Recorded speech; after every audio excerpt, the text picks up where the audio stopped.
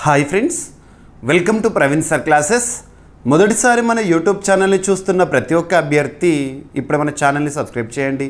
ఈ వీడియో కనుక నచ్చినట్లయితే లైక్ చేయండి. మీ ఫ్రెండ్స్ అందరికీ పోటీ పరీక్షలకు ప్రిపేర్ అవుతున్న ప్రతి ఒక్క ఆస్పిరెంట్కి ఈ వీడియో లింక్ని షేర్ చేయండి. ఇక ఈరోజు నవంబర్ 5, 2025 వార్తలు నిలిచిన జాతీయ అంతర్జాతీయ రాష్ట్రీయ అంశాల గురించి, వార్తలు నిలిచిన వ్యక్తులు, అవార్డులు, పుస్తకాలు, మరి క్రీడా సంబంధిత సమాచారం, ఒక్కొక్క అంశాన్ని వివరంగా తెలుసుకుందాం.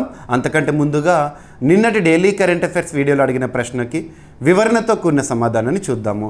సో క్వశ్చన్ వచ్చేసి స్పోర్ట్స్ రిలేటెడ్గా అడగడం జరిగింది. ఆల్రెడీ మన డైలీ కరెంట్ అఫైర్స్ వీడియోలో డిస్కస్ చేసిన టాపికే ICC women's one day world cup పైన క్వశ్చన్ ఇచ్చాను. క్వశ్చన్ని మరొకసారి చూడండి. 2025 ఐసీసీ మహిళల వన్డే క్రికెట్ వరల్డ్ కప్ ఆతిథ్య దేశాలు ఏంటి? మరి ఈ సంవత్సరం జరిగిన ఈ వరల్డ్ కప్ 8వ ఎడిషన్, ఫైనల్లో భారత్ ఏ జట్టుపై గెలిచింది? ఈ టోర్నీ చరిత్రలోనే అత్యధిక టైటిల్స్ గెలిచిన జట్టు ఏది? మరి మొట్టమొదటి వన్డే వరల్డ్ కప్ విమెన్ రిలేటెడ్గా ఏ సంవత్సరంలో జరిగింది? ఎవరి ఆతిథ్యంలో జరిగింది? భారత్ ఎన్నిసార్లు ఆతిథ్యం ఇవ్వడం జరిగింది ఈ ప్రతిష్టాత్మక టోర్నమెంట్కి? అభ్యర్థులకు విషయాన్ని గుర్తుపెట్టుకోండి, రానున్న ఏ పోటీ పరీక్ష అయినా, ఏ స్థాయి పోటీ పరీక్ష అయినా ఈ టాపిక్ నుండి మనం ఖచ్చితంగా క్వశ్చన్స్ని ఎక్స్పెక్ట్ చేసి తీరాల్సిందే. ఐసీసీ ఇంటర్నేషనల్ క్రికెట్ కౌన్సిల్ అంటాము. ఐసీసీ ఇంటర్నేషనల్ క్రికెట్ కౌన్సిల్ అంతర్జాతీయ స్థాయిలో క్రికెట్ క్రీడను నిర్వహిస్తుంది, నియంత్రిస్తుంది. మరి ఐసీసీ 1909 సంవత్సరంలో ఏర్పాటైంది, దుబాయ్ కేంద్రంగా పనిచేస్తుంది. సో ఐసీసీ హెడ్ క్వార్టర్ ఎక్కడ అంటే దుబాయ్. ఐసీసీకి ప్రస్తుతం చైర్మన్గా జైషా గారు విధులు నిర్వర్తిస్తున్నారు, మన భారతీయుడు. ఐసీసీ చరిత్రలోనే అతిపిన్న వయసులో చైర్పర్సన్ జైషా గారు. మరి అంతర్జాతీయ స్థాయిలో ఏదైనా ఒక క్రీడకి సంబంధించి నిర్వహణ నియంత్రణ సంస్థ ఉంది అంటే దానికి సంబంధించి ఇలా బేసిక్ చూడాలి. సో అంతర్జాతీయ స్థాయిలో క్రికెట్ క్రీడను నిర్వహించేది, నియంత్రించేది ఐసీసీ. మరి ఐసీసీ వారు నిర్వహించిన వన్డే వరల్డ్ కప్ ఎవరికి సంబంధించింది? విమెన్ రిలేటెడ్గా ICC women's one day world cup 2025 సంవత్సరంలో రీసెంట్గా ముగిసింది. నవంబర్ 2వ తేదీన ఫైనల్ మ్యాచ్ని మనం చూసాము, ఇండియా వర్సెస్ సౌత్ ఆఫ్రికా. మరి ఈ సంవత్సరం జరిగిన ఈ విమెన్స్ వరల్డ్ కప్ క్రికెట్కి సంబంధించి ఆతిథ్య దేశం లేదా దేశాలు ఏంటి అంటే భారత్. సో భారతదేశము మరియు శ్రీలంక, 2 దేశాల పేర్లు గుర్తుంచుకోండి. భారత్, శ్రీలంక ఆతిథ్యంలో ఈ టోర్నమెంట్, ఈ ప్రతిష్టాత్మక ప్రపంచ కప్ అనేది ముగిసింది. మరి ఈ సంవత్సరం జరిగిన వరల్డ్ కప్ 8వ ఎడిషన్. ఏదైనా అంతర్జాతీయ స్థాయిలో ప్రముఖ టోర్నమెంట్ వార్తల్లోకి వచ్చింది అంటే 8వ ఎడిషన్, మొదటి ఎడిషన్ ఎప్పుడు ప్రారంభమైంది, ఇటువంటివి చూడాలి. ఈ సంవత్సరం ముగిసింది 13వ edition, 13th edition world cup. So cricket world cup విమెన్కి సంబంధించి. మరి ఫైనల్లో భారత్ ఏ జట్టుపై గెలిచింది? ప్రస్తుతం ఛాంపియన్గా మన భారత జట్టుని చూసాము. మరి ఫైనల్లో ఎవరిపైన గెలుపొందడం జరిగింది అంటే సౌత్ ఆఫ్రికా. గుర్తుంచుకోండి, సౌత్ ఆఫ్రికా జట్టు పైన గెలుపొందడం జరిగింది. అలా టైటిల్ని కైవసం చేసుకుంది భారత్. ఫైనల్లో రన్నరప్ ఎవరు? South Africa. విజేత ఎవరు? భారత్. ఏదైనా ప్రతిష్టాత్మక టోర్నమెంట్ గురించి చూస్తున్నప్పుడు విజేత ఎవరు, రన్నరప్ ఎవరో ఖచ్చితంగా చూడాలి. వెన్యూ ఎక్కడ జరిగిందో అవి చూడాలి. ఓకేనా? మరి ఈ టోర్నీ చరిత్రలోనే అత్యధిక టైటిల్స్ గెలిచిన జట్టు ఏది? ఆస్ట్రేలియా ఇప్పటివరకు 7 సార్లు ఈ టైటిల్ని గెలుచుకోవడం జరిగింది. ఓకేనా? అవుట్ ఆఫ్ 13, 7 టైమ్స్ ఆస్ట్రేలియానే గెలుపొందింది. ఓకేనా? భారత్ మొట్టమొదటిసారి ఈ టైటిల్ని కైవసం చేసుకుంది 2025 సంవత్సరము నవంబర్ 2 రోజున మనం చూసాము. ఓకేనా? గుర్తుపెట్టుకోండి. ఇక మొట్టమొదటి వరల్డ్ కప్ ఏ సంవత్సరంలో ఎవరి ఆతిథ్యంలో జరిగింది అంటే ఏ సంవత్సరము? 1973 ఇయర్లో జరిగింది. ఎవరి ఆతిథ్యంలో జరిగింది అంటే ఇంగ్లాండ్ ఆతిథ్యంలో జరిగింది. ఓకేనా? మరి భారత్ ఎన్నిసార్లు ఈ ప్రతిష్టాత్మక టోర్నమెంట్కి ఆతిథ్యం ఇచ్చింది అంటే 4 సార్లు. మరి 4 సార్లు సంవత్సరాలు కూడా చెప్పాలంటే 1978, 1997, 2013 అండ్ ఇప్పుడు 2025. గుర్తుంచుకోండి, 4 ఇయర్స్. ఇప్పటి వరకు 4 టైమ్స్ భారత్ ఆతిథ్యంలో ఈ ప్రతిష్టాత్మక టోర్నమెంట్ జరిగింది. మరి 13th ఎడిషన్ అనేది రీసెంట్గా ముగిసింది. డిఫెండింగ్ ఛాంపియన్గా బరిలోకి దిగిన, డిఫెండింగ్ ఛాంపియన్ అంటే లాస్ట్ టైం విజేత 2022 ఆ సంవత్సరంలో జరిగిన ఐసీసీ విమెన్స్ వన్డే వరల్డ్ కప్లో అప్పుడు విజేత ఆస్ట్రేలియా. ఈసారి డిఫెండింగ్ ఛాంపియన్ ఆస్ట్రేలియా సెమీఫైనల్లో భారత్ పైన ఓడిపోవడం జరిగింది. ఇక ఫైనల్లో భారత్ వర్సెస్ సౌత్ ఆఫ్రికా చూడడం జరిగింది. ఫైనల్లో విశ్వ విజేతగా మన భారత టీము గెలుపొందడం జరిగింది. మరి ఈ ప్రతిష్టాత్మక టోర్నమెంట్లో ఎన్ని జట్లు పాల్గొన్నాయంటే 8 జట్లు పాల్గొన్నాయి. ఆ 8 జట్ల పేర్లు కూడా గుర్తుంచుకునే ప్రయత్నం చేయండి. ఇండియా, సౌత్ ఆఫ్రికా ఈ రెండు కూడా ఫైనల్లో మనం చూసాము. నెక్స్ట్ వచ్చేసి ఆస్ట్రేలియా, ఇంగ్లాండ్. నెక్స్ట్ వచ్చేసి న్యూజిలాండ్, శ్రీలంక గుర్తుంచుకోండి. నెక్స్ట్ పాకిస్తాన్, బంగ్లాదేశ్. సో మొత్తం 8 జట్ల పేర్లు గుర్తుపెట్టుకునే ప్రయత్నం చేయండి. ఎన్ని జట్లు పాల్గొన్నాయని కూడా అడగవచ్చు. సో ఇది ప్రశ్నకి వివరణతో కూడిన సమాధానము. ప్రతిరోజు ఒక ప్రశ్న అడుగుతున్నాను. నెక్స్ట్ డే ఆ ప్రశ్నకి సంబంధించి కంప్లీట్ క్లారిటీతో ఎక్స్ప్లెనేషన్ ఇస్తున్నాను. పోటీ పరీక్షల్లో కూడా నేను ఏవైతే టాపిక్స్ నుండి డైలీ ఒక క్వశ్చన్ అడుగుతున్నానో వాటిపైన ప్రత్యేక శ్రద్ధను చూపండి. వాటి నుండి మనం ఖచ్చితంగా క్వశ్చన్స్ని ఎక్స్పెక్ట్ చేసి తీరాల్సిందే. అభ్యర్థుల నుండి నేను కోరుకునేది ఒకటే, ప్రతిరోజు వీడియోని చూడండి. నేను అడుగుతున్న ప్రశ్నకి సమాధానాన్ని కామెంట్ బాక్స్లో తెలియజేయండి. మీ సపోర్ట్ ఎంకరేజ్మెంట్ని వీడియోకి లైక్ రూపంలో తెలియజేయండి. మీరు ఇచ్చే సపోర్ట్ ఎంకరేజ్మెంట్తో మరింత ఉత్సాహంతో క్లాసెస్ని అందిస్తూనే ఉంటాను. ఓకేనా? సో గుర్తుపెట్టుకోండి. ఇది మనము టాపిక్ ఎక్స్ప్లెనేషన్ తర్వాత మన యాప్లో జీవీకే స్టడీ సర్కిల్ యాప్ ఇప్పటివరకు ఇన్స్టాల్ చేసుకొని వారు ఎవరైనా ఉంటే ఈరోజు మన యాప్ని ఇన్స్టాల్ చేసుకోండి. మన యాప్లో అందుబాటులో ఉన్న ప్రతి కోర్స్ పైన భారీ ఆఫర్స్ అనేవి అందుబాటులో ఉన్నాయి. మీకు విదిన్ 1 డేలో ఆఫర్స్ అన్నీ కూడా క్లోజ్ అయిపోతాయి. ఓకేనా? మన యాప్లో డైలీ సిఏ అనే ఒక కోర్సు ఉంటుంది. అందులో మన యూట్యూబ్ ప్లాట్ఫామ్ ద్వారా ప్రతిరోజు నేను అందిస్తున్న వీడియో ఉంది కదా, ఈ వీడియోలో చెప్తున్న content each and every topic PDF రూపంలో విత్ డౌన్లోడ్ ఆప్షన్ అందుబాటులో ఉంటుంది. ఓకేనా? చూడండి. అందులో డేట్ వైజ్గా కరెంట్ అఫైర్స్ టెస్ట్లను కూడా అప్లోడ్ చేస్తూనే ఉన్నాను. ఓకేనా? యూటిలైజ్ చేసుకోండి. సో ఇదంతా కూడా మీకు స్క్రిప్ట్ రూపంలో కూడా అందించాను, పీడిఎఫ్లో ఉంటుంది. ఓకేనా? ఇదంతా ఎక్స్ప్లెయిన్ చేశాను నేను ఆల్రెడీ. రైట్? సో మొత్తం ఈ టోర్నమెంట్లో 31 మ్యాచ్లు జరిగినాయి. ఓకేనా? సరిపోతుంది. రైట్? ఎనఫ్. ఓకేనా? ఇక ప్లేయర్ ఆఫ్ ద సిరీస్గా మన భారతదేశానికి సంబంధించి దీప్తి శర్మ రావడం జరిగింది. ఫైనల్ మ్యాచ్లో Shafali Verma man of the మ్యాచ్గా చూడడం జరిగింది. భారత్ జట్టుకు కెప్టెన్గా హర్మన్ప్రీత్ కౌర్ గారు. ఓకేనా? ఇక భారత్ ఇప్పటి వరకు ఎన్నిసార్లు ఆతిథ్యం ఇచ్చింది? సో 2013 తర్వాత 2025 4 సార్లు ఆతిథ్యం ఇవ్వడం జరిగింది. అత్యధిక సార్లు ఆస్ట్రేలియా ఈ కప్ని కైవసం చేసుకుంది. ఎనఫ్. రైట్? ఇక ఈరోజు ఫస్ట్ టాపిక్ November 5th 2025. మీరు వార్తాపత్రికల్లో ముఖ్యంగా జాతీయ స్థాయిలో ప్రముఖ వార్తాపత్రికలను కనుక అబ్జర్వ్ చేస్తే ఈ టాపిక్ మెయిన్గా కనిపించింది. వాస్తవానికి ఏ రాష్ట్రం నుండి ఏ దేశానికి ఏం ఎగుమతి అయింది అనే కంటే కూడా ఒక సంస్థ పైన ఫోకస్ చేయాలి, అపెడా గురించి. సో ఇక్కడ టాపిక్ చూడండి.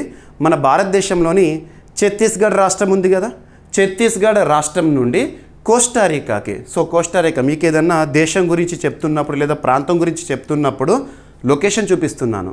సో కోస్టారికా దేశానికి ఫోర్టిఫైడ్ రైస్ కర్నల్ని ఎగుమతి చేయడం జరిగింది. ఫోర్టిఫైడ్ రైస్ అని గుర్తుంచుకోండి. ఫోర్టిఫైడ్ బియ్యం అంటాం కదా, ముఖ్యంగా పోషక సమస్య ఉన్నవారు ఎవరైతే ఉంటారో వారికి ఫోర్టిఫైడ్ రైస్ అనేది అద్భుతంగా ఉపయోగపడుతుంది. సో ఓకే, ఫోర్టిఫైడ్ రైస్ ఏదైతే ఉంటుందో దీని యొక్క ఎగుమతి అనేది ఎక్కడి నుండి అంట? ఛత్తీస్గఢ్ రాష్ట్రం నుండి కోస్టారికాకి మొదటిసారి జరిగింది. మరి ఇక్కడ ఈ టాపిక్లో భాగంగా మనం గుర్తుంచుకోవాల్సింది ఏంటంటే అపెడా అంటే ఏంటంటే agriculture and processed foods exports development authority. ఏదైనా ఒక సంస్థ గురించి చూస్తున్నప్పుడు ఆ సంస్థకి సంబంధించిన నోడల్ మినిస్ట్రీని కూడా గుర్తుపెట్టుకోవాలి. ఎగ్జామినేషన్లో అడుగుతున్నారు. ఇక్కడ ఉదాహరణకు చెప్పాలంటే అపెడా ఏ మంత్రిత్వ శాఖ పరిధిలో పనిచేస్తుంది అంటే మినిస్ట్రీ ఆఫ్ కామర్స్ పరిధిలో పనిచేస్తుంది. కామర్స్ పరిధిలో వాణిజ్య వ్యవహారాల మంత్రిత్వ శాఖ అంటాం కదా. ప్రస్తుతం కేంద్రంలో మంత్రిగా కన్సర్న్ మినిస్టర్గా పీయూష్ గోయల్ గారు ఉన్నారు. అలా కొన్ని సంస్థలు, ఉదాహరణకి ఇటీవల కాలంలో తరచూ వార్తలు నిలుస్తున్న ఒక సంస్థ ఏంటంటే food safety standards authority of India. Nodal ministry ఏ మంత్రిత్వ శాఖ పరిధిలో అంటే ministry of health and family welfare. ఇలా చూడాలి. ఎగ్జామినేషన్లో వాటిపైన ఫోకస్ చేస్తున్నారు, క్వశ్చన్స్ అడుగుతున్నారు. మీకు వేటి నుండి అయితే క్వశ్చన్స్ అడుగుతున్నారో వాటి గురించి మీకు స్ట్రెస్ చేస్తూ చెప్తున్నాను, మళ్ళీ రిపీట్ చేస్తున్నాను. అపెడా భారతదేశం నుండి వ్యవసాయ సంబంధిత ఉత్పత్తులు ఏవైతే ఉంటాయో వాటిని వివిధ దేశాలకు ఎగుమతి చేయడం అనగానే ఎగుమతులు దిగుమతులు ట్రేడ్ అంటాం కదా. ట్రేడ్ అనే పదము, ఎక్స్పోర్ట్ ఇంపోర్ట్ అనే పదం వచ్చింది అంటే మీకు అపెడా అనే సంస్థ గుర్తుకు రావాలి వీళ్ళ పరిధిలోనే. మరి భారతదేశంలో కొన్ని ప్రత్యేకమైన ప్రోడక్ట్స్ ఉంటాయి కదా, అగ్రికల్చరల్ ప్రోడక్ట్స్ కానివ్వండి, లేదంటే జిఐ ట్యాగ్డ్ ప్రోడక్ట్స్ కానివ్వండి, భౌగోళిక గుర్తింపు సూచి అంటే కదా, అటువంటి వాటిని మన భారతదేశం నుండి వివిధ దేశాలకు ఎగుమతి చేస్తూ ఉంటారు అపెడా వారు. ఓకేనా. సో ఈరోజు ఛత్తీస్గఢ్ నుండి కోస్టారికాకి ఫోర్టిఫైడ్ రైస్ కర్నల్ తొలిసారి ఎగుమతి అనేది న్యూస్లోకి వచ్చింది. ఓకేనా. సో భారత వాణిజ్య మరియు పరిశ్రమ మంత్రిత్వ శాఖ పరిధిలోని వ్యవసాయ మరియు ప్రాసెస్డ్ ఫుడ్ ఉత్పత్తుల ఎగుమతి అభివృద్ధి సంస్థ agriculture and processed foods exports development authority Chhattisgarh రాష్ట్రం నుంచి ఛత్తీస్గఢ్లో ప్రస్తుతం బీజేపీ అధికారంలో ఉంది. ముఖ్యమంత్రిగా విష్ణుదేవ్ సాయి గారు ఉన్నారు. రీసెంట్గా ఛత్తీస్గఢ్ రాష్ట్ర పర్యటన, నరేంద్ర మోదీ గారి పర్యటన మనం చూసాము. అక్కడ నుంచి ఫోర్టిఫైడ్ రైస్ కెర్నల్ తొలి ఎగుమతిని సులభతరం చేశారు. ఈ క్రమంలో మొత్తం 12 మెట్రిక్ టన్నుల ఈ ఫోర్టిఫైడ్ రైస్ కెర్నల్ని కోస్టారికాకి పంపడం జరిగిందంట. ఓకేనా. ఛత్తీస్గఢ్ రాష్ట్రంలో జరిగిన మొదటి అంతర్జాతీయ ఫోర్టిఫైడ్ బియ్యం ఎగుమతి కావడం విశేషము. ఫోర్టిఫైడ్ రైస్ అందులో కావాల్సిన పోషకాలు ఉంటాయి. ఇనుము, విటమిన్ B12, ఫోలిక్ యాసిడ్ వంటి సూక్ష్మ పోషకాలు కలిగిన బియ్యం ఇది. పోషకాహార లోపాలు ఉంటాయి కదా, ఎవరైతే సమస్యలతో ఉంటారో వాళ్ళకి ఈ ఫోర్టిఫైడ్ రైస్ అనేది అద్భుతంగా ఉపయోగపడుతుంది. ఓకేనా. రైట్. భారతదేశం నుండి పోషక బియ్యం ఉత్పత్తులు మరియు ఎగుమతులు అనే topic. Enough. Right. APEDA agriculture and processed food products export development authority. APEDA అనే సంస్థ మినిస్ట్రీ ఆఫ్ కామర్స్ పరిధిలో పనిచేస్తుంది. 1986 ఇయర్లో ఏర్పాటైంది. స్థాపన సంస్థలు గుర్తుంచుకోండి. మీకు ఏదైనా ఒక సంస్థ గురించి చెప్తున్నప్పుడు ఆ సంస్థకి సంబంధించి బేసిక్ పాయింట్ చెప్తున్నాను. ఏ సంవత్సరంలో ఏర్పాటైంది, హెడ్ క్వార్టర్ ఎక్కడ, మినిస్ట్రీ ఏంటి అని. ఓకేనా. ప్రధాన కార్యాలయం వచ్చేసి న్యూఢిల్లీ. ఏ మంత్రిత్వ శాఖ? Ministry of commerce and industries. ప్రధాన లక్ష్యం వ్యవసాయం మరియు ప్రాసెస్డ్ ఆహార ఉత్పత్తుల ఎగుమతులను ప్రోత్సహిస్తుంది. డైరెక్ట్ గుర్తుంచుకోండి. డైరెక్ట్ దీనిపైనే స్టాటిక్గా కూడా క్వశ్చన్స్ అడగవచ్చు.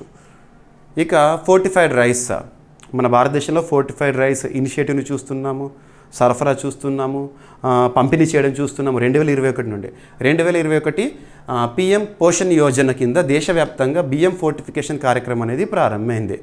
దేశవ్యాప్తంగా పోషకాహార లోపం నిర్మూలన కోసం ఈ ఫోర్టిఫైడ్ రైస్ ప్రాజెక్ట్ అనేది ప్రారంభించబడింది. ఇది స్టాటిక్ పాయింట్ చూడండి. ఒక టాపిక్ వార్తల్లోకి వచ్చిందంటే దానికి సంబంధించిన కన్సర్న్ సబ్జెక్ట్ ఇస్తున్నాను, జీకే పాయింట్స్ని కూడా అడిషన్గా ఇస్తున్నాను.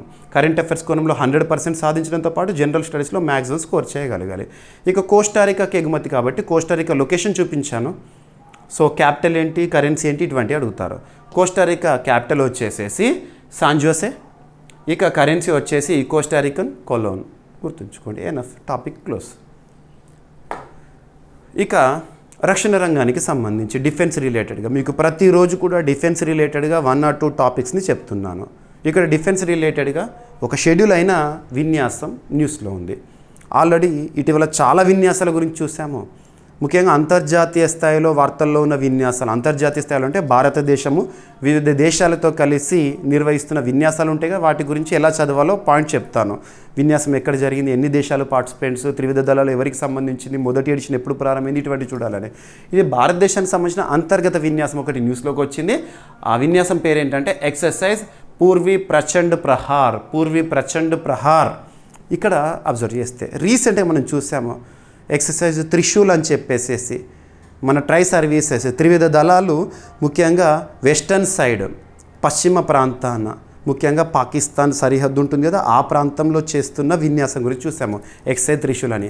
ఇదేమో ఈస్టర్న్ సైడ్ ముఖ్యంగా చైనాతో సరిహద్దు ప్రాంతంలో భారత ట్రై సర్వీసెస్ అంటే త్రివిధ దళాలు అంటే ఆర్మీ, ఎయిర్ ఫోర్స్, నేవీ త్రివిధ దళాలు కూడా ఈ నవంబర్ నెలలో నవంబర్ 11 నుండి నవంబర్ 15 వరకు జరపనున్న ఒక విన్యాసము.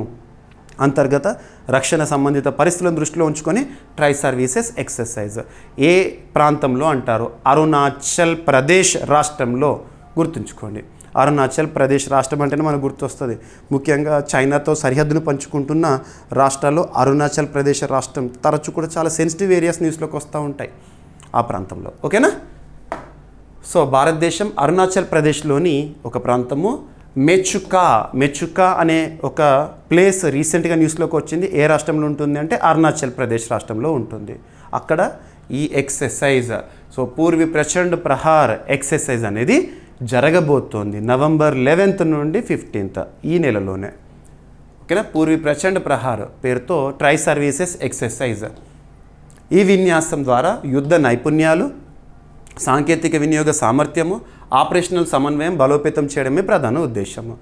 సో ల్యాండ్, ఎయిర్ మరియు మ్యారిటైమ్ సముద్ర సంబంధిత వంటి బహుళ రంగాల సమన్వయాన్ని పరీక్షించే సమగ్ర విన్యాసం అంట. ఈ డ్రిల్లో ఇంటరాపరబిలిటీ, పరిస్థితుల అవగాహన మరియు కమాండ్ కంట్రోల్ వ్యవస్థల సమర్థను అధిక ఎత్తు పరిస్థితుల్లో పర్యవేక్షిస్తారు. సరిపోతుంది.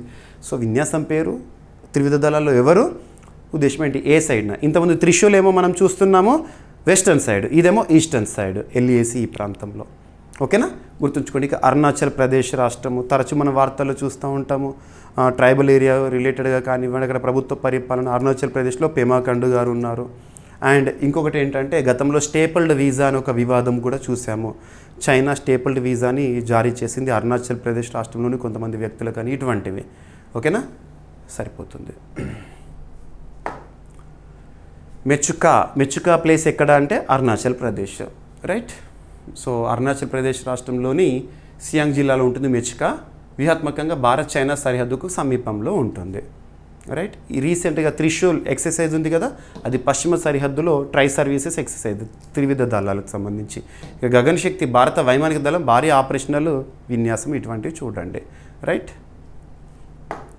ఇక కంటిన్యూషన్, రక్షణ రంగానికి సంబంధించిన ఒక ఒప్పందం భారత్ ఇజ్రాయెల్ మధ్య కుదిరిన ఒప్పందం. రీసెంట్గా మనం లాస్ట్ ఒక 4-5 days బ్యాక్ భారత్ అమెరికా రక్షణ ఒప్పందం అని చెప్పేసి ఇటువంటివి చూస్తున్నాం కదా. ఇవన్నీ ఇంపార్టెంట్ ఒప్పందాలు. భారత్ ఇజ్రాయెల్ చాలా అద్భుతమైన సంబంధాలు కలిగి ఉన్న దేశాలు, సత్సంబంధాలు. భారతదేశం నుండి మన ప్రధాని నరేంద్ర మోదీ గారు, ఇజ్రాయెల్ నుండి ఇజ్రాయెల్ ప్రధాని బెంజమిన్ నెతన్యాహు మంచి క్లోజ్ ఫ్రెండ్స్ కూడా. రెండు దేశాల మధ్య డిప్లొమసీ అద్భుతంగా ఉంది. గతంలో మనము ఇజ్రాయెల్ నుండి హెరాన్ డ్రోన్స్ కానివ్వండి, స్కై స్ట్రైకర్స్ లేదా సూసైడ్ డ్రోన్స్ని దిగుమతి చేసుకోవడము, నెగెవ్ లైట్ మిషన్ గన్స్ని దిగుమతి చేసుకోవడం ఇటువంటివి చూస్తున్నాము.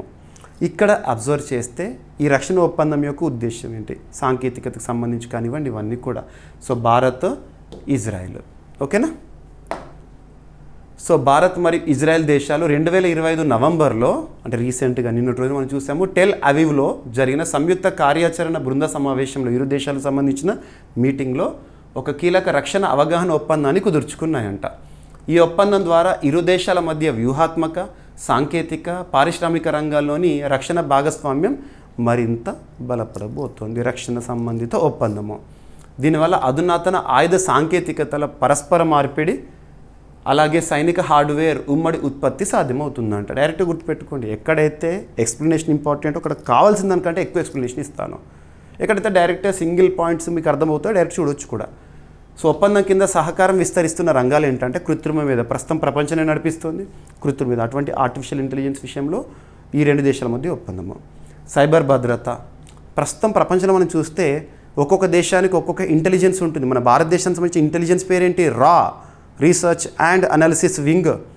అమెరికాకు సంబంధించి CIA అని చెప్పేసేసి. అదే ఇజ్రాయెల్కి సంబంధించి మసూద్. గుర్తుంచుకోండి, ప్రపంచంలో చాలా అడ్వాన్స్గా పనిచేస్తుంది అది. రక్షణ పరిశోధన, అభివృద్ధి, ఆవిష్కరణలు, పారిశ్రామిక భాగస్వామ్యం, వీటి విషయంలో ఇరు దేశాలు పరస్పర సహకారం, ఇంటరాపరబిలిటీ. ఇజ్రాయెల్ ప్రస్తుతం భారత్కు వివిధ రకాల క్షిపణులు, ఆయుధ వ్యవస్థలు, మానవరహిత విమానాలను సరఫరా చేసింది. మనందరికీ తెలుసు drones, heron drones, sky strikers, suicide drones ఇటువంటివన్నీ కూడా, ఓకేనా. ఇక భారత్ ఇజ్రాయెల్ రక్షణ పరికరాలు అత్యంత పెద్ద దిగుమతి దేశంగా ఉంది, ఓకేనా.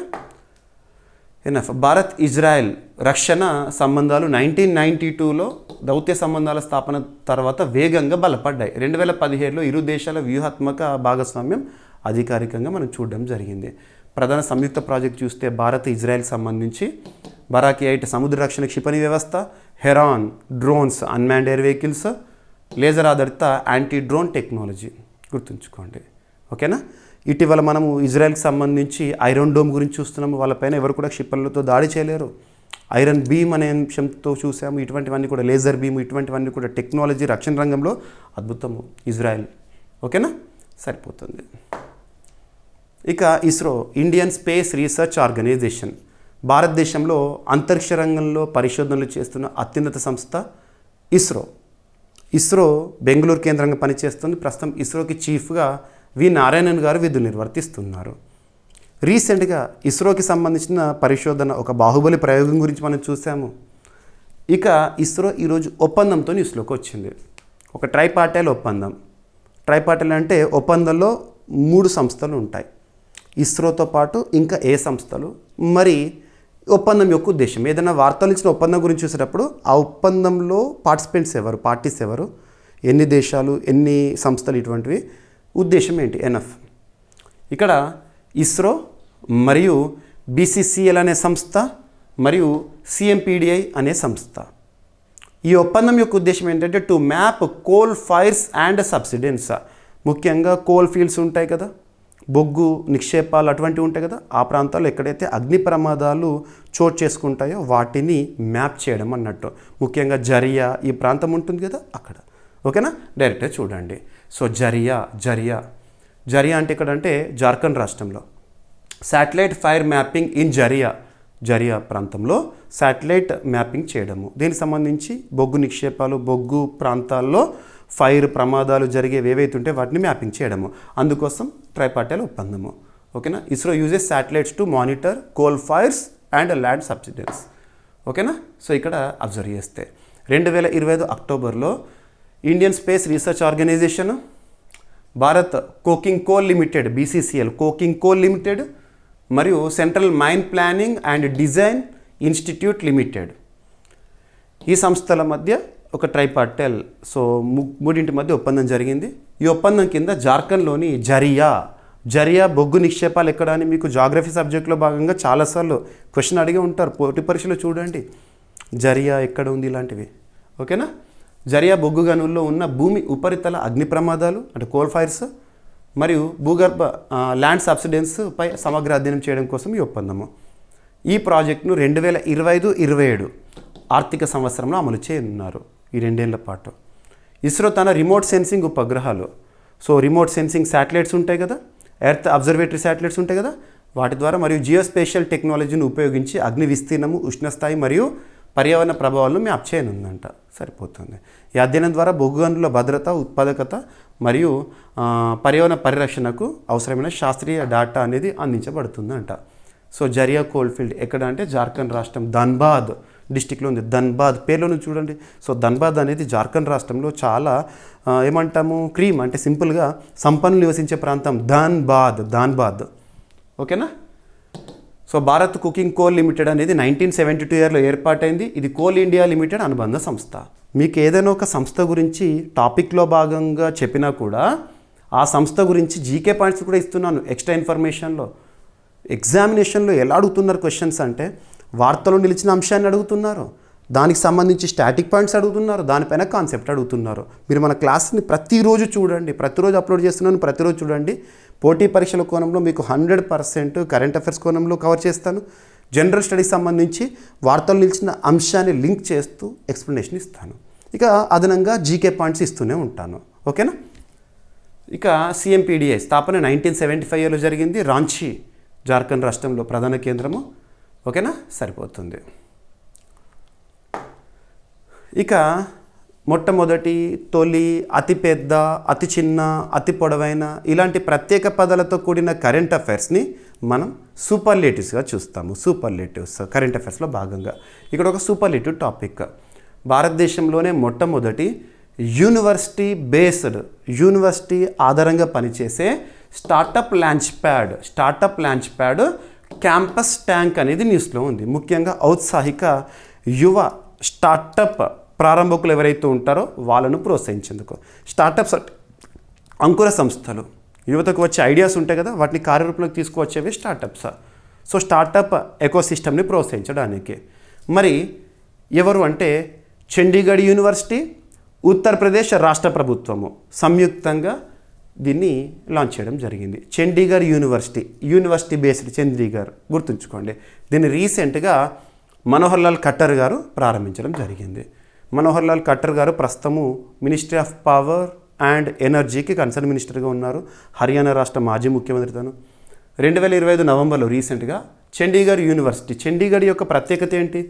The only grid city in India at present. Grid city, మీరు ఏదైనా విమానంలో ప్రయాణం చేస్తున్నప్పుడు చండీగఢ్ సిటీ నుండి కనుక వెళ్ళారనుకోండి, మొత్తం సిటీ మొత్తం కూడా నైట్ పూట మీరు చూడండి లైట్స్ ఒక గ్రిడ్ ప్యాటర్న్ చెస్ బోర్డ్ లాగా కనబడుతుంది.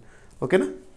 ఉత్తరప్రదేశ్ దేశంలోనే తొలి కృత్రిమ మీద ఆధారిత బహుశాఖ విశ్వవిద్యాలయంగా యువ ఆవిష్కర్తల కోసం క్యాంపస్ ట్యాంక్ అనే భారత తొలి యూనివర్సిటీ ఆధ్వర్య స్టార్టప్ లాంచ్ ప్యాడ్ని ప్రారంభించింది. ఓకేనా. సో ఈ లాంచ్ ప్యాడ్ దేశవ్యాప్తంగా యువ ఆవిష్కర్తలు ఉంటారు కదా, ఇన్నోవేటర్స్, పరిశోధకులు తమ ఆలోచనలు ఉత్పత్తులుగా వ్యాపార మోడల్గా అభివృద్ధి చేసుకునే వేదికగా పనిచేస్తుంది. ఈ కార్యక్రమం సియు ఏఐ స్పేస్ని కూడా ప్రారంభించారు. ఇది అధునాతన ఏఐ సాధనాలు, టెక్నాలజీ ల్యాబ్స్. ప్రస్తుతం చూడండి, ప్రస్తుతం ప్రపంచంలో ఏఐ ఎన్వైర్న్మెంట్ కానివ్వండి, డేటా సెంటర్స్ కానివ్వండి కీలక పాత్ర పోషిస్తున్నాయి. ఓకేనా. సో ఈ సౌకర్యం ద్వారా విద్యార్థులు వాస్తవ ప్రపంచ సమస్యలకు సాంకేతిక పరిష్కారాలను అభివృద్ధి చేయడము, పరిశోధన మరియు ఆవిష్కరణ సంస్కృతిని పెంపొందించడం సాధ్యమవుతుందంట. ఓకేనా, సరిపోతుంది. చండీగఢ్ యూనివర్సిటీ, ఉత్తరప్రదేశ్. ఓకేనా. భారత తొలి ఏఐ ఆగ్మెంటెడ్ బహుశాఖ విశ్వవిద్యాలయం. ఓకేనా, సరిపోతుంది. ఎనఫ్. ఇక రామ్నామీ ట్రైబ్ అనేది న్యూస్లో ఉంది. రామనామి వాస్తవానికి రాముడు మన విశ్వంలో అంతటా ఉంటాడు, మన శరీరం పైన కూడా రాముడు ఉంటాడని చెప్పేసి శరీరం పైన, మొహం పైన, మొత్తం బాడీ మొత్తం కూడా రామ్ రామ్ రామ్ రామ్ అని చెప్పేసేసి టాటూ వేసుకుంటారు వీళ్ళు. టాటూస్ అంటాం కదా మనము, పచ్చబొట్లు. సో రామ్నామీ తెగ. సో వాళ్ళ ఫేస్ పైన కానివ్వండి, బాడీ పైన కానివ్వండి చూడండి రామ్ రామ్ రామ్ అనే కనబడుతుంది. మరి రామ్నామీ అంటే రాముని పేరుతో ఈ తెగ ఏ రాష్ట్రంలో చూస్తాము, ఏ రాష్ట్రంలో మాత్రమే చూస్తామంటే ఛత్తీస్గఢ్ రాష్ట్రంలో చూస్తాము. రీసెంట్గా ఎందుకు న్యూస్లోకి వచ్చింది రామ్నామీ తెగ అంటే, భారత ప్రధాని నరేంద్ర మోదీ గారు నవంబర్ 1 ఛత్తీస్గఢ్ రాష్ట్ర అవతరణ దినోత్సవం సందర్భంగా 25th యానివర్సరీ ఛత్తీస్గఢ్ రాష్ట్రం ఏర్పడి 2000 సంవత్సరంలో ఏర్పడింది. నవంబర్ 1న మధ్యప్రదేశ్ రాష్ట్రం నుండి రీఆర్గనైజేషన్లో భాగంగా ఛత్తీస్గఢ్ రాష్ట్ర పర్యటనలో భాగంగా చాలా అభివృద్ధి కార్యక్రమాలు ప్రారంభించారని, ఆ రాష్ట్రంలో శాసనసభ భవనాన్ని ప్రారంభించారు, మరియు దేశంలోనే మొట్టమొదటి డిజిటల్ ట్రైబల్ మ్యూజియంని ప్రారంభించారు అని చెప్పాను కదా. ఈ సందర్భంలోనే ఛత్తీస్గఢ్ అంటేనే ట్రైబల్ స్టేట్, అక్కడ ట్రైబ్స్ ఎక్కువగా ఉంటాయి. అందులో ఈ ట్రైబల్ పీపుల్ని కలిశారు నరేంద్ర మోదీ గారు, ప్రధానమంత్రి గారు. వాస్తవానికి ప్రధానమంత్రి గారు వస్తున్నారంటే ప్రోటోకాల్ ఎట్లా ఉంటుందో మీకు తెలుసు. సెక్యూరిటీ, హై సెక్యూరిటీ ఉంటుంది. సో ప్రోటోకాల్ని కూడా లెక్క చేయకుండా ఈ గిరిజన తెగలతో కలిసి కూర్చొని మాట్లాడి వాళ్ళతో కొన్ని విశేషాలు పంచుకున్నారు. రామ్నామీ తెగ అలా న్యూస్లోకి వచ్చారు వీళ్ళు. ఎందుకు న్యూస్లోకి వచ్చారు, ఎక్కడ ఉన్నారు, దీనిపైన ఎగ్జామినేషన్లో ఫోకస్ చేస్తారు. రామ్నామీ తెగ గురించి అడుగుతారు. ఓకేనా. అండ్ వీళ్ళకి సంబంధించి వీళ్ళ సంస్కృతిలో భాగమైన నెమలి ఆకారాలు కానివ్వండి వాటిని ధరించి కూడా ప్రత్యేకంగా వాళ్ళతో మాట్లాడారు. ఇది ఇంపార్టెంట్. మరి దేశంలోని అత్యున్నత చట్టమైన రాజ్యాంగంలో ఆర్టికల్ 366 క్లాజ్ 25 ఆర్టికల్ 366 క్లాజ్ 25 అనేది ట్రైబ్ అనే డెఫినేషన్ గురించి చెప్తుంది. తెగ అనే నిర్వచనము. ఇక ఆర్టికల్ 348 ఆధారంగా తెగలను గుర్తించే అధికారం భారతదేశంలో అఫీషియల్గా రాష్ట్రపతికి ఉంటుంది. ఒక్కొక్క రాష్ట్రంలో ఈ తెగలు ఉన్నాయని నోటిఫై చేసి గవర్నర్ పంపిస్తారు, రాష్ట్రపతి ఆమోదిస్తారు. ఇలాంటివి ఉంటాయి ప్రొసీజర్. ప్రస్తుతానికి అది అప్రస్తుతం. చూడండి మరి ఎందుకు వీళ్ళు రామ్ రామ్ రామ్ అని బాడీ పైన ఈ పచ్చబొట్ల రూపంలో చూపించుకుంటారంటే, చరిత్రలో వీళ్ళు ఎదుర్కొన్న వివక్ష, రాముని దర్శనం చేసుకోవడానికి టెంపుల్లోకి వీళ్ళకు ఎంట్రీ ఉండేది కాదు. రాముని దర్శనం చేసుకోవడం కాదు, రాముడే మా లోపల ఉంటాడు అని చూపించే ఒక తెగ రామ్నామీ. ఓకేనా, సరిపోతుంది. రైట్, సరిపోతుంది. ఇదంతా కూడా మీరు మళ్ళీ స్క్రిప్ట్ చూడవచ్చు, మీకు యాప్లో అప్లోడ్ అవుతుంది. ఓకేనా. రామ్నామీ సమాజం కేంద్రం ఛత్తీస్గఢ్లోని జంజ్గిర్, చాంపా, బిలాస్పూర్లో ఉంటారు వీళ్ళు. ప్రధాన పండుగ ప్రతి సంవత్సరం రామ్నామీ మేళ నిర్వహించబడుతుంది. తత్వం రామ్ నామమే బ్రహ్మం అని చెప్పేసి వాళ్ళు ప్రతి మనిషిలో దేవుడు ఉన్నాడు, అందుకే పేరుతో చూపిస్తారు వాళ్ళు టాటూ. రామ్నామీ సాహిత్యం భజనలు కానివ్వండి, దోహాలు కానివ్వండి, కీర్తనలు ఇవన్నీ కూడా. ఓకేనా, సరిపోతుంది. ఇక తరచూ వార్తలు నిలుస్తున్న అంశాలు IITs, Indian institute of technology, IITs. IITs గురించి ముఖ్యంగా కరోనా విపత్కర పరిస్థితుల కాలం నుండి రెగ్యులర్గా వార్తల్లో చూస్తున్నాం. కరోనా విపత్కర పరిస్థితుల కాలం నుండి 2020-21 నుండి ఐఐటీస్ గురించి ఎందుకు ఎక్కువ వార్తలు చూస్తున్నాం అంటే వాటి యొక్క ఇన్నోవేషన్స్, వాటి పరిశోధనలు దృష్టిని ఆకర్షిస్తున్నాయి. సింపుల్ ఒక విషయం ఏంటంటే భారతదేశానికే పరిమితమైన ఐఐటీలు విశ్వవ్యాప్తమవుతున్నాయి. మరి అటువంటి ఐఐటీల గురించి పోటీ పరీక్షల్లో కూడా పోటీ పడి ప్రశ్నలు అడుగుతున్నారు. కాబట్టి ఐఐటీల గురించి ఏ ఐఐటీ న్యూస్లోకి వచ్చింది, ఏ టాపిక్తో న్యూస్లోకి వచ్చింది, ఎనఫ్ సింగిల్ లైన్లో చూసే ప్రయత్నం చేయండి. ఇక్కడ ఐఐటి మద్రాస్ తమిళనాడు రాష్ట్రంలోని ఇండియన్ ఇన్స్టిట్యూట్ ఆఫ్ టెక్నాలజీ మరియు అమెరికాలోని Ohio state university IIT Madras మధ్య ఒప్పందంలో భాగంగా వాళ్ళ పరిశోధనలో భాగంగా ప్యూర్ అనే ఒక విధానాన్ని ఆవిష్కరించారు. ప్యూర్ విధాన ఆవిష్కరణ ఏఐఐటితో సంబంధము ఎవరితో కలిసి ఎనఫ్. మరి ఏంటిది అంటే చూడండి. సో ఐఐటి మద్రాస్లోని Wadhwani school of data science and artificial intelligence IIT Madras అని గుర్తుంచుకోండి. మరియు అమెరికాలోని ఓహియో స్టేట్ యూనివర్సిటీ శాస్త్రవేత్తలు సంయుక్తంగా ప్యూర్ అంటే policy guided unbiased representations for structure constrained molecular generation అనే కొత్త ఏఐ ఆధారిత విధానాన్ని అభివృద్ధి చేశారు. ప్యూర్ అనే విధానాన్ని అభివృద్ధి చేశారు. ఉద్దేశం ఏంటి? ఈ పద్ధతి ద్వారా ఔషధాల అభివృద్ధి సమయాన్ని, సో ఔషధాలను డెవలప్ చేయడం ఉంటుంది కదా, 10 నుండి 12 ఏళ్ళ నుంచి కేవలం 3 నుండి 4 సంవత్సరాలకు తగ్గించే అవకాశం ఉందని శాస్త్రవేత్తలు చెప్పారు. గుర్తుంచుకోండి, 10-12 ఏళ్ళ నుంచి కేవలం 3-4 సంవత్సరాలకు తగ్గించే అవకాశం ఉందని ఈ శాస్త్రవేత్తలు చెప్పారు. సరిపోతుంది, రైట్? ప్యూర్ విధానం మానవ శరీరంలోని ప్రోటీన్లతో సమర్థంగా పనిచేసే లేదా కలిసే ప్రభావవంతమైన పరమాణువులను గుర్తించి ఎంపిక చేసే ప్రత్యేక అల్గారిథం ఏఐ బేస్డ్గా పనిచేస్తుంది. ఈ పరిశోధన ఎట్లా పనిచేస్తుంది అవన్నీ కూడా మనకి ఎగ్జామినేషన్లు అడగరు. డైరెక్ట్గా ప్యూర్ విధానం ఆవిష్కరణ ఏ శాస్త్రవేత్తలు ఏంటి ఎనఫ్. మనం యాస్పిరెంట్స్గా ఉన్న మనము something of everything should be known అనే ప్రిన్సిపల్ పైన ఉండాలి.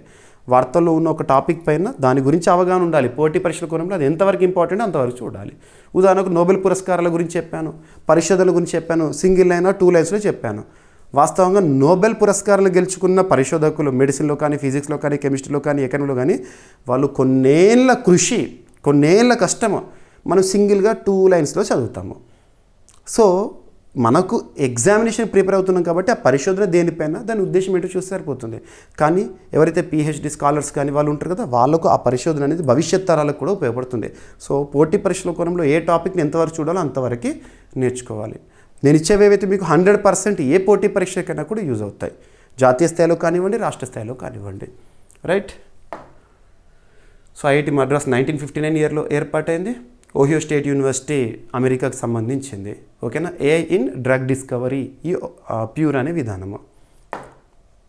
ఇక G20కి సంబంధించిన ఒక రిపోర్ట్ అనేది న్యూస్లోకి వచ్చింది. ముఖ్యంగా ప్రపంచవ్యాప్తంగా ఆర్థిక అసమానతలు ఎలా ఉన్నాయి అని సింపుల్గా చూద్దాము. సో ఇక రీసెంట్గా G20కి ప్రస్తుతం అధ్యక్ష హోదాలో ఉన్న దేశం ఏంటంటే సౌత్ ఆఫ్రికా గుర్తుపెట్టుకోండి. భారత ఆధ్వర్యంలో, భారత ఆతిథ్యంలో, భారత అధ్యక్షతన G20 శిఖరాగ్ర సదస్సు సెప్టెంబర్ 2023లో జరిగింది. అప్పుడు G20లో ఆఫ్రికన్ యూనియన్ని కూడా చేర్చుకున్నారు. 19 countries plus European union plus African union. So ఇక్కడ అబ్జర్వ్ చేస్తే G20 global inequality report G20 వారు విడుదల చేశారు. అత్యవసర స్థాయికి ప్రపంచ అసమానత అనేది పెరిగిందంట. ఓకేనా? ప్రస్తుతం G20కి అధ్యక్ష ప్రెసిడెన్సీ హోదాలో ఉంది సౌత్ ఆఫ్రికా. కొన్ని దేశాల గురించి చూడండి, ఏ దేశంలో ఏ సమావేశం జరుగుతుంది, అధ్యక్ష స్థానంలో ఎవరు ఉన్నారు. ఉదాహరణ చెప్పాలంటే G7 అధ్యక్ష హోదాని రీసెంట్గా కెనడా నిర్వర్తించింది. అక్కడ శిఖరాగ్ర సమావేశాన్ని చూసాము. బిమ్స్టెక్ శిఖరాగ్ర సదస్సు అనేది ఏప్రిల్ 2025లో బ్యాంకాక్లో జరిగింది, థాయిలాండ్లో. Asian association of south east Asian nations శిఖరాగ్ర సదస్సు 47th ఎడిషన్ మలేషియాలోని కౌలాలంపూర్లో జరిగింది. షాంఘై కోఆపరేషన్ ఆర్గనైజేషన్ చైనా అధ్యక్షతన జరిగింది. అండ్ బ్రిక్స్ శిఖరాగ్ర సదస్సు బ్రెజిల్ అధ్యక్షతన జరిగింది. ఇటువంటి చూడండి, రీసెంట్గా ఏషియన్ అధ్యక్ష బాధ్యతలను ఫిలిప్పీన్స్కి ఇవ్వడం జరిగింది. ఇటువంటివన్నీ ఇంపార్టెంట్, అడుగుతారు ఎవరి అధ్యక్షత స్థానంలో ఎవరున్నారని. So G20 global inequality report Nobel బహుమతి గ్రహీత అయిన జోసెఫ్ స్టిగ్లిట్జ్ నేతృత్వంలో సిద్ధమైన నివేదిక G20కి సంబంధించి. వారు ఏం చెప్తున్నారు నివేదికలో అంటే ప్రపంచవ్యాప్తంగా ఆర్థిక అసమానత అనేది, ఎకనామిక్ ఇన్ఈక్వాలిటీ అనేది తీవ్ర స్థాయికి చేరుకుందంట. అసమానతలు పెరుగుతున్నాయట. ఈ నివేదికను దక్షిణాఫ్రికా అధ్యక్షతన ఉన్న G20 committee of independent expert on global inequality సిద్ధం చేసింది. G20 వారు సిద్ధం చేశారని గుర్తుంచుకోండి. సో టాప్ 1% వర్గము 2000 నుండి 2024 మధ్య సృష్టించబడిన కొత్త సంపదలో 41% ఆక్రమించుకుందంట. క్రింది అంటే డౌన్లో 50% వర్గానికి కేవలం 1% మాత్రమే లభించింది. ఇక భారతదేశంలో అత్యంత ధనవంతమైన 1% వర్గం ఎవరైతే టాప్ క్రీమ్ సంపద 2000 నుండి 2023 మధ్య 62% పెరిగిందంట. ఆదాయ అసమానత అనేది మరింతగా పెరిగింది. 2020 తర్వాత పేదరిక నిర్మూలన మందగించింది. పేదరిక నిర్మూలన అనేది నిర్మూలన తగ్గుతుందంటే పేదరికం పెరుగుతుంది అన్నట్టు. 2.3 బిలియన్ మంది ఆహార భద్రత లేని పరిస్థితిలో 1.3 బిలియన్ మంది ఆరోగ్య ఖర్చుల వల్ల పేదరికంలోకి జారుతున్నారని ఈ నివేదిక చెప్పింది. చైనా భారత్ ఆర్థిక వృద్ధి కారణంగా దేశాల మధ్య అసమానత తగ్గినా దేశం లోపల అసమానతలు పెరిగినాయి అంట. అధిక అసమానత ఉన్న దేశాల్లో ప్రజాస్వామ్య హ్రాసం చోటు చేసుకునే అవకాశము 7 రెట్లు ఎక్కువగా ఉందని నివేదిక హెచ్చరించింది. సరిపోతుంది. సో G20 స్థాపన 1999, సభ్య దేశాలు. ప్రస్తుతం G20 అధ్యక్ష ప్రెసిడెన్సీ హోదాలో దక్షిణాఫ్రికా ఉంది. ఓకేనా, సరిపోతుంది. సో నోబెల్ ఆర్థిక రంగ పురస్కార గ్రహీత ఈ జోసెఫ్ అనే వ్యక్తి. ఓకేనా, ఎనఫ్. ఇక నీతి ఆయోగ్ విడుదల చేసిన ఒక రిపోర్టు. ఆ రిపోర్ట్లోని గణాంకాలు చూద్దాము. బయో ఎకానమీకి సంబంధించి, అగ్రికల్చర్ సంబంధించి. ఫస్ట్ నీతి ఆయోగ్ గురించి basics. National institution for transforming India నీతి ఆయోగ్ 2015 జనవరి 1వ తేదీన అప్పటి వరకు పనిచేసిన ప్రణాళికా సంఘం స్థానంలో నీతి ఆయోగ్ అమల్లోకి వచ్చింది. నీతి ఆయోగ్ అనేది ఏంటి అని అడుగుతారు. ఇది రాజ్యాంగబద్ధ సంస్థనా చట్టబద్ధ సంస్థనా అంటారు. ఇది రాజ్యాంగబద్ధ సంస్థ కాదు, చట్టబద్ధ సంస్థ కాదు. క్యాబినెట్ రిజల్యూషన్ ఆధారంగా ఏర్పాటైంది నీతి Aayog, national institution for transforming India. మరి ఎలా ఏర్పడింది అంటే క్యాబినెట్ రిజల్యూషన్ ఆధారంగా. నీతి ఆయోగ్కి ఎక్స్ అఫిషియో చైర్మన్గా ప్రధానమంత్రి గారు విధులు నిర్వర్తిస్తారు. తన తర్వాత హోదాలో ఉండేవారు వైస్ చైర్పర్సన్, ప్రస్తుతం ఎవరున్నారు, సుమన్ బెరీ గారు. నీతి ఆయోగ్కి సీఈఓగా ఉన్న వ్యక్తి ప్రస్తుతం BVR సుబ్రహ్మణ్యం గారు. నీతి ఆయోగ్ విడుదల చేసే నివేదికల గురించి, సూచీల గురించి అండ్ గణాంకాల గురించి ఖచ్చితంగా పోటీ పరీక్షల కోణంలో ఫోకస్ చేయాల్సిందే. ఇది ఒక రిపోర్ట్ రీసెంట్గా నీతి ఆయోగ్ విడుదల చేసింది.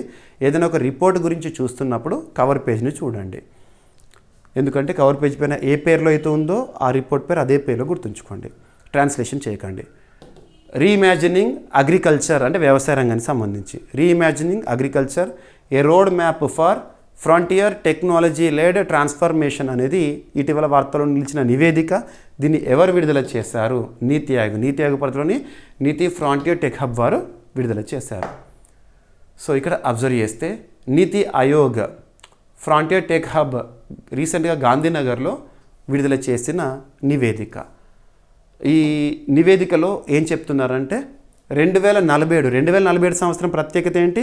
వికసిత్ భారత్ అంటే మన భారతదేశానికి స్వాతంత్రం వచ్చి 100 సంవత్సరాలు అయ్యే అద్భుత గడియలు 2047 సంవత్సరంలో చూస్తాము. 2047 నాటికి సాంకేతికత ఆధారిత సమగ్ర మరియు స్థిరమైన వ్యవసాయ వ్యవస్థ ఏర్పాటుకు మార్గదర్శక పథకంగా ఉంటుందంట. ఈ నివేదికలో చాలా అంశాలు రోడ్ మ్యాప్ ఇచ్చారు. 2047 వరకు వ్యవసాయ రంగంలో ఎలాంటి అభివృద్ధి చూడాలి, అందుకోసం ఏం చేయాలి అని చెప్పేసి రిపోర్ట్ ముఖ్య అంశాలు. ఇది ఒక విజన్ డాక్యుమెంట్ అంటే భవిష్యత్తును దృష్టిలో ఉంచుకొని విడుదల చేసిన పత్రము. వ్యవసాయ రంగంలో AI. సో AI అనేది ప్రస్తుతం రివల్యూషన్గా ఉంది. AI రివల్యూషన్ మనం చూస్తున్నాం ప్రతి రంగంలో కూడా. వ్యవసాయ రంగంలో కూడా AI సేవలను విస్తృతంగా ఉపయోగించుకోవాలి. వ్యవసాయ రంగంలో AI, artificial intelligence, internet of things, drones, digital twins, agentic AI, bio innovation వంటి ఆధునిక సాంకేతికతలను సమన్వయం చేయడం లక్ష్యం అంట. దీని ద్వారా ఉత్పాదకత, ప్రొడక్టివిటీ, సుస్థిరత, రైతు ఆదాయం అనేది పెంచడం సాధ్యమవుతుందని నీతి ఆయోగ్ ఈ నివేదికలో చెప్పింది. ఇక 3 స్తంభాల నిర్మాణం, డిజిటల్ అగ్రికల్చర్ మిషన్ 2.0 గురించి చెప్పారు. డేటా ఎకోసిస్టమ్స్ మరియు లాస్ట్ మైల్ ఎనేబుల్మెంట్ ద్వారా పునాది వ్యవస్థలను బలోపేతం చేయాలని చెప్తున్నారు. R&D మరియు నైపుణ్యాభివృద్ధి ద్వారా అగ్రి ఇన్నోవేషన్ మరియు టాలెంట్ వ్యవస్థలను పునర్నిర్మించాలి. ఎందులోనైనా సరే నైపుణ్యం పెరుగుతుంది అంటే ఆటోమేటిక్గా ఆ రంగం వృద్ధి చెందుతుంది అన్నట్టు. నైపుణ్యాన్ని పెంచాలి. పరిశ్రమ జ్ఞానం, సో ఇండస్ట్రియల్ స్కిల్స్, విధాన రూపకల్పనలో సమన్వయం సాధించి వ్యవసాయ రంగంలో విస్తరణకు దారితీయడం అనేది ఇంపార్టెంట్ అంట. ఈ రిపోర్ట్లో రైతుల గురించి వర్గీకరణ ఎలా చెప్పారంటే ఆస్పైరింగ్ ఫార్మర్స్ వాళ్ళు 70 to 80% చిన్న రైతులు, ప్రాథమిక సాంకేతికతలో ఉన్నవారంట. ఇక ట్రాన్సిషనింగ్ ఫార్మర్స్ పరివర్తన చెందుతున్న రైతులు 15 to 20% ఉన్నారంట. మధ్యస్థ స్థాయి రైతులు డిజిటల్ అవగాహన పెరుగుతున్న వర్గము, డిజిటల్ సాంకేతికత గురించి తెలుసుకుంటున్నారు వాళ్ళు. ఇక అడ్వాన్స్డ్ ఫార్మర్స్, సో రైతుల్లోనే టెక్నాలజీ తెలిసిన వాళ్ళు దాదాపు 1 to 2% ఉన్నారు. అధునాతన టెక్నాలజీ ఉపయోగించే పెద్ద రైతులు వీళ్ళు. ఓకేనా? ప్రతి వర్గానికి వేర్వేరు వ్యూహాలు రూపొందించబడ్డాయి, సమానమైన వ్యవసాయ అభివృద్ధి కోసం ఉపయుక్తంగా ఉంటాయంట. దేశంలో 45.8% మంది కార్మికులు వ్యవసాయంపై ఆధారపడి ఉన్నారు. ప్రతి సంవత్సరం దాదాపు 1 బిలియన్ టన్నుల ఆహార ఉత్పత్తి జరుగుతుందంట. సో ప్రధాన సమస్యలు ఏమున్నాయి వ్యవసాయ రంగంలో అంటే విభజిత భూములు. సో మనకి కమతాలు ఉంటాయి కదా, కమతాల వర్గీకరణ చాలా చిన్న చిన్న కమతాలు ఉన్నాయి. 86% రైతులు 1 హెక్టార్ కన్నా తక్కువ భూమి కలిగిన చిన్న రైతులు అంట, స్మాల్ ఫార్మర్స్, మార్జినల్ ఫార్మర్స్. రైతుకి ఒకే దగ్గర పెద్ద మొత్తంలో భూమి ఉందనుకోండి, ఈజీగా సాగు చేయగలుగుతాడు, లాభాల బాటను కూడా పడతాడు. చిన్న చిన్న కమతాలు ఉన్నాయనుకోండి సమస్య. 1 హెక్టార్ కన్నా తక్కువ ఒక దగ్గర అట్లెట్లు ఉన్నాయనుకోండి అది. తక్కువ యాంత్రీకరణ, శ్రమాధారిత పద్ధతులు ఉత్పాదకతను తగ్గిస్తున్నాయి. పంట తర్వాత నష్టాలు, సంవత్సరానికి 18 బిలియన్ అమెరికన్ డాలర్లకు పైగా రైతుల ఆదాయం తగ్గడానికి కారణం అంటది. ఓకేనా? సరిపోతుంది. వాతావరణ ప్రభావం ఇవన్నీ కూడా చూపిస్తున్నాయి. నీతి ఆయోగ్ ఏ సంవత్సరంలో ఏర్పడింది? 2015. రైట్? సరిపోతుంది. ఇక ఇదే రిపోర్ట్లో బయో ఎకానమీకి సంబంధించి కొన్ని గణాంకాలను రిలీజ్ చేసింది నీతి ఆయోగ్. ఆ గణాంకాలు చూడండి. సో నీతి ఆయోగ్ తాజా నివేదిక ప్రకారము, ఆ నివేదిక పేరు చూడండి, reimagining agriculture a road map for frontier technology led transformation. NITI Aayog తాజా నివేదిక ప్రకారము భారతదేశ బయో ఎకానమీ రంగము 2030 నాటికి అంటే నెక్స్ట్ 5 yearsలో 300 బిలియన్ అమెరికన్ డాలర్లు అంటే సుమారు భారతదేశ కరెన్సీలో 26.40 లక్షల కోట్ల స్థాయికి చేరుకుంటుందని అంచనా వేశారు. వ్యవసాయం, అటవీ, మత్స్య సంపద, ఆక్వాకల్చర్ వంటి రంగాలను కలుపుకొని బయో ఎకానమీ వేగంగా అభివృద్ధి చెందుతోందని ఈ నివేదిక చెప్పింది. ఏ నివేదిక? పేరు చూడండి, సరిపోతుంది. ఓకేనా? ఆహార ఉత్పత్తులకు అతీతంగా వ్యవసాయము మరియు బయో ఎకానమీ రంగాలు కలిసి దేశ ఆర్థిక వృద్ధికి శక్తివంతమైన ఇంజన్గా మారుతున్నాయని నివేదిక చెప్పింది. సరిపోతుంది. రైట్? సో నివేదికలో రైతు ఆదాయం తక్కువగా ఉండడానికి ముఖ్య కారణాలు ఏంటి ఇవన్నీ కూడా మెన్షన్ చేశారు. దేశంలోని దాదాపు 80% మంది రైతుల వార్షిక ఆదాయము 17,000 రూపాయల నుంచి 60,000 రూపాయల లోపే ఉందని నీతి ఆయోగ్ ఈ నివేదికలో చెప్పింది. రైతు ఆదాయం వార్షికంగా ఇంత తక్కువ ఉంది అని చెప్తున్నారు చూడండి. ఓకేనా? రైట్. రైతుకి బెనిఫిట్ చేసే విధంగా, ఫార్మర్కి ఇన్కమ్ డబులింగ్ అయ్యే విధంగా కేంద్ర ప్రభుత్వం కానివ్వండి, రాష్ట్ర ప్రభుత్వాలు కానివ్వండి చేపట్టే ఎటువంటి కార్యక్రమాలకైనా ప్రతి ఒక్కరం కూడా మనం మద్దతు తెలపాల్సిందే. దేశంలో రైతు బాగుంటేనే మనం అందరం కూడా బాగుంటాము. సో రైతుకి ప్రయోజనం చేకూర్చే ఎటువంటి రోడ్ మ్యాప్నైనా కూడా ప్రభుత్వం సహకరించాల్సిందే. ఓకేనా? సరిపోతుంది. బయో ఎకానమీ అంటే ఏంటి? ఇక QS ఆసియా ర్యాంకింగ్స్ 2025. ఈరోజు మీరు వార్తాపత్రికలు చూస్తుంటారు, జాతీయ స్థాయి వార్తాపత్రికలు మరియు మన రాష్ట్ర స్థాయిలో వార్తాపత్రికల్లో QS ర్యాంకింగ్స్ గురించే. సో ఇందులో టాప్ 100లో మన భారతదేశం నుండి ఎన్ని చోటు పొందినాయి, టాప్ 100లో ఎన్ని చోటు పొందినాయి అని చెప్పేసి భారత ప్రధాని నరేంద్ర మోదీ గారు ఈ ర్యాంకులపైన ప్రత్యేకంగా Xలో ట్వీట్ చేశారు. కాబట్టి సిగ్నిఫికెన్స్ వచ్చింది. సో టాప్ 100లో ఇందులో 5 IITలు ఉన్నాయంట, ఢిల్లీ యూనివర్సిటీ ఉందంట, IISc బెంగళూరు ఉందంట, ఇండియన్ ఇన్స్టిట్యూట్ ఆఫ్ సైన్సెస్.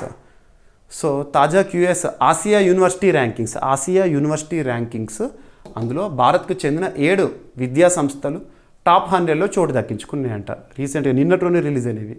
వీటిలో IIT Delhi, IIT Madras, IIT Bombay, IIT Kanpur, IIT Kharagpur మరియు ఢిల్లీ విశ్వవిద్యాలయం, IISc బెంగళూరు ఉన్నాయి. సో సింగిల్ డిజిట్స్లో ఉన్నాయి కాబట్టి మనం ఖచ్చితంగా పేర్లని గుర్తుంచుకోవాలి. ఎప్పుడైతే డబుల్ డిజిట్కి వస్తాయో అప్పుడు వాటికి సిగ్నిఫికెన్స్ అనేది కొంచెం తగ్గుతుంది. అంటే మన భారతదేశంలో మంచి పురోగతే, కానీ పోటీ పరీక్షల్లో 1, 2, 3, 4 అలా తక్కువ సంఖ్యలో ఉండే పదాలను గుర్తుపెట్టుకోవాలి. ఎందుకంటే ఎగ్జామినేషన్లో అడుగుతారు. ఎక్కువ మొత్తంలో 56, ఆ 56 ఇంటి పేరేంటి అట్లా అడగరు. 56 మనకు చోటు పొందినాయి అంటే మనం అద్భుతంగా ఫీల్ అవ్వాలి.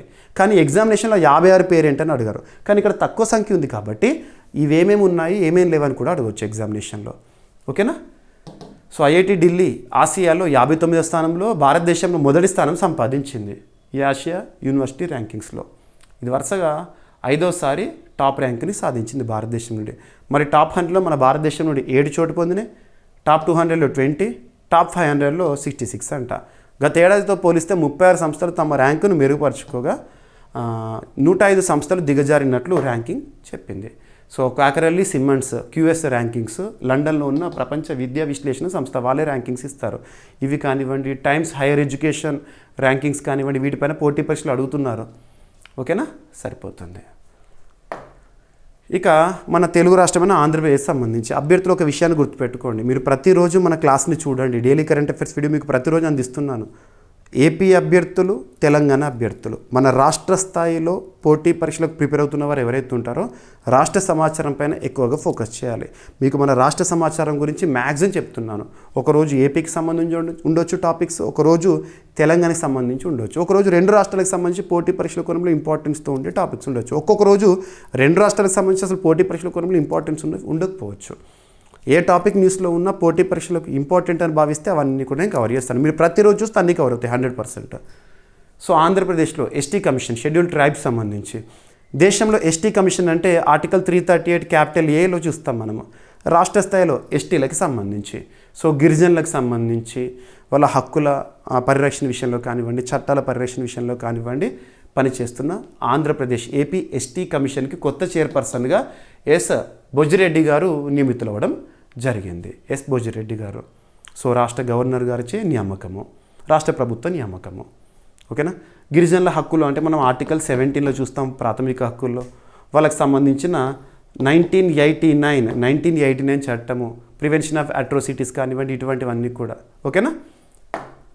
సో ఆంధ్రప్రదేశ్ ప్రభుత్వం 2025 నవంబర్ 3న రాష్ట్ర ST commission scheduled tribes commission కొత్త చైర్మన్గా రంపచోడవరం నియోజకవర్గానికి చెందిన ఎస్ బొజ్జిరెడ్డి గారిని నియమించింది. కమిషన్లో సభ్యులుగా పేర్లు గుర్తుంచుకోవాల్సిన అవసరం లేదు, చైర్మన్ పేరు మాత్రం గుర్తుంచుకోండి. ఓకేనా. చైర్మన్ గురించి అడుగుతారు. వీరు బాధ్యతలు స్వీకరించిన నాటి నుండి 2 ఏళ్ల పాటు పదవిలో కొనసాగుతారు చైర్మన్ మరియు సభ్యులు. ఈ కమిషన్ రాష్ట్రంలోని గిరిజన వర్గాల సంక్షేమము, హక్కుల రక్షణ, సామాజిక ఆర్థిక అభివృద్ధి పర్యవేక్షణ వంటి అంశాలపై ప్రభుత్వానికి సలహాలు ఇస్తూ ఉంటుందంట. సో ఎస్టీ కమిషన్ ఆంధ్రప్రదేశ్ రాష్ట్ర గిరిజన వర్గాల సంక్షేమం కోసం ఏర్పాటు చేయబడింది. రంపచోడవరం అంటే అల్లూరి సీతారామరాజు జిల్లాలోని గిరిజన ప్రాంతము. ఇక వార్తలో నిలిచిన వ్యక్తుల గురించి, ఏ వ్యక్తి ఏ పదవితో వార్తలోకి వచ్చారు లేదా ఎందుకు వార్తలోకి వచ్చారు. సో విశ్వజిత్ సహాయ్ గారు రక్షణ రంగానికి సంబంధించి కంట్రోలర్ జనరల్ ఆఫ్ డిఫెన్స్ అకౌంట్స్గా పదవీ బాధ్యతలను స్వీకరించారు. నవంబర్ 1, 2025 నుండి విశ్వజిత్ సహాయ్ రక్షణ ఖాతాల నియంత్రికుడిగా బాధ్యతలు స్వీకరించారు. ఎవరి స్థానంలో వచ్చారంటే అంతకుముందు ఆర్కే అరోరా గారు ఉండే, తన స్థానంలో కంట్రోలర్ జనరల్ ఆఫ్ డిఫెన్స్ అకౌంట్స్గా ప్రస్తుతం ఎవరు వచ్చారు ఈ బాధ్యతలు అంటే విశ్వజిత్ సహాయ్ గారు. రక్షణ రంగానికి సంబంధించిన అకౌంట్ రిలేటెడ్ పదవి. ఓకేనా. సో నవంబర్ 1 నుండి బాధ్యతల్లోకి వచ్చారు. రైట్. సైన్యాలు, నావికాదళం, వాయుసేన వంటి రక్షణ సంస్థల ఆర్థిక నిర్వహణ లెక్కల తనిఖీ చేస్తుంది ఈ సంస్థ. రక్షణ వ్యయాల బడ్జెట్ పర్యవేక్షణ, ఆడిట్, ఫైనాన్షియల్ కంట్రోల్ చేస్తుంది. ఓకేనా, సరిపోతుంది. మరి CGDA హెడ్ క్వార్టర్ ఎక్కడ అంటే న్యూఢిల్లీ. ఓకేనా. డిఫెన్స్ అకౌంట్స్ డిపార్ట్మెంట్ 1747 బ్రిటిష్ కాలంలోనే ఏర్పాటైంది, కొనసాగుతూ ఉంది, చూస్తున్నాం మనం. రక్షణ మంత్రిత్వ శాఖలోని అంశము. రక్షణ మంత్రిత్వ శాఖకు ప్రస్తుతం మంత్రి ఎవరు విధులు నిర్వర్తిస్తున్నారు? రాజ్నాథ్ సింగ్ గారు. సరిపోతుంది. ఇక సియాటిల్లో అంటే అమెరికాలో సియాటిల్లోని భారత కాన్సులేట్లో వాల్ ఆఫ్ యూనిటీని ప్రదర్శించారు. వాల్ ఆఫ్ యూనిటీ రీసెంట్గా మనం రాష్ట్రీయ ఏక్తా దివస్ని చూసాము, October 31. ఎవ్రీ ఇయర్ కూడా October 31 మనం ఏక్తా దివస్గా చూస్తాము. Unity day in India. Sardar Vallabhbhai Patel గారి జయంతి 150th యానివర్సరీని సంవత్సరం చూసాము. గుజరాత్ రాష్ట్రంలో భారత ప్రధాని నరేంద్ర మోదీ గారు ఆ వేడుకల్లో పాల్గొన్నారు. ఈ సందర్భంగానే అమెరికాలోని సియాటిల్లో భారత కాన్సులేట్ ఉంటుంది కదా, అందులో wall of unity so Sardar Vallabhbhai Patel గారిని ప్రత్యేకంగా ప్రదర్శించారు. సో ఏక్తా దివస్ సందర్భంగా అమెరికా రాష్ట్రం వాషింగ్టన్లోని సియాటిల్ భారత దౌత్య కార్యాలయ నూతన ప్రాంగణంలో వాల్ ఆఫ్ యూనిటీని ఏర్పాటు చేశారు. ఈ గోడను సర్దార్ వల్లభభాయ్ పటేల్ గౌరవార్థం రూపొందించారు. ఓకేనా. గోడపై 30 అడుగుల ఎత్తు, 14 అడుగుల వెడల్పుతో గుజరాత్లోని నర్మదా తీరంలోని 182 మీటర్ల ఎత్తైన స్టాచ్యూ ఆఫ్ యూనిటీ విగ్రహ చిత్రం పొందుపరచబడింది. ఓకేనా, సరిపోతుంది. భారత తొలి ఉప ప్రధాని ఇండియన్ బిస్మార్క్ భారతదేశంలో రాష్ట్రాలను భారత యూనియన్లో తీసుకురావడంలో కీలక పాత్ర పోషించిన వ్యక్తి. ఓకేనా. ఏక్తా దివస్ని ఎప్పుడు జరుపుకుంటున్నా అఫిషియల్గా మన భారతదేశంలో 2014 నుండి నరేంద్ర మోదీ ఎరా స్టార్ట్ అయిన తర్వాత ఏక్తా దివస్ జాతీయ స్థాయిలో సిగ్నిఫికెన్స్. ఇక సునీల్ కాంత్ ముంజాల్ గారు ఒక ప్రతిష్టాత్మక పురస్కార గ్రహీతగా వార్తలు ఉన్నారు ఫ్రాన్స్ దేశానికి సంబంధించి. సో ఫ్రాన్స్ ప్రతిష్టాత్మక chevalier de l' order national du merit పురస్కార గ్రహీతగా సునీల్ కాంత్ ముంజాల్ ఫ్రాన్స్ దేశానికి సంబంధించి ఒక ప్రతిష్టాత్మక పురస్కారము. హీరో ఎంటర్ప్రైజెస్ చైర్మన్గా ఉన్న సునీల్ కాంత్ ముంజాల్ గారు ఫ్రాన్స్ దేశంలో ఒక పురస్కారాన్ని గెలుచుకోవడం జరిగింది. ఈ పురస్కారం ఫ్రాన్స్ రాయబారి థియరీ మాతు ఢిల్లీలో తనకు అందజేశారు. ఓకేనా.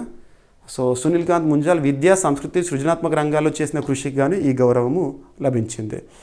ఆయన భారత్ ఫ్రాన్స్ సాంస్కృతిక మరియు సంస్థాగత బంధాలను బలోపేతం చేయడంలో కీలక పాత్ర పోషించినందుకు. రైట్. సో ఫ్రాన్స్ ప్రభుత్వం 1963 నుండి ఈ పురస్కారాన్ని ఇస్తూ ఉంటుంది. ఓకేనా. రైట్. ఇక ప్రఖ్యాత హిందీ కవి ఇటీవల కన్నుమూయడం జరిగింది. వార్తలు ఇచ్చిన వ్యక్తి పేరు గుర్తుంచుకోండి. ఏ రంగంలో గుర్తింపు పొందారు, ఏ రాష్ట్రం నుండి ఉన్నారు తను. ఓకేనా. సో ప్రఖ్యాత హిందీ కవి రచయిత రామ్ దర్శ్ మిశ్రా గారు ఇటీవల కన్నుమూయడం జరిగింది. అలా వార్తలు ఉన్నారు. ప్రసిద్ధ హిందీ కవి, రచయిత, విద్యావేత్త రీసెంట్గా మరణించారు 101 ఏళ్ళ వయస్సులో. ఆయన 1924 ఆగస్టు 15న ఉత్తరప్రదేశ్లోని గోరఖ్పూర్ జిల్లాలో జన్మించారు. ఓకేనా. గోరఖ్పూర్ అంటే ప్రస్తుతం యోగి ఆదిత్యనాథ్ గారి నియోజకవర్గము. ఓకేనా, సరిపోతుంది. పద్మశ్రీ పురస్కార గ్రహీత గతంలో. రైట్. పేరు గుర్తుంచుకోండి, సరిపోతుంది. పద్మశ్రీ, సాహిత్య అకాడమీ పురస్కార గ్రహీత, భూషణ్ పురస్కార గ్రహీత.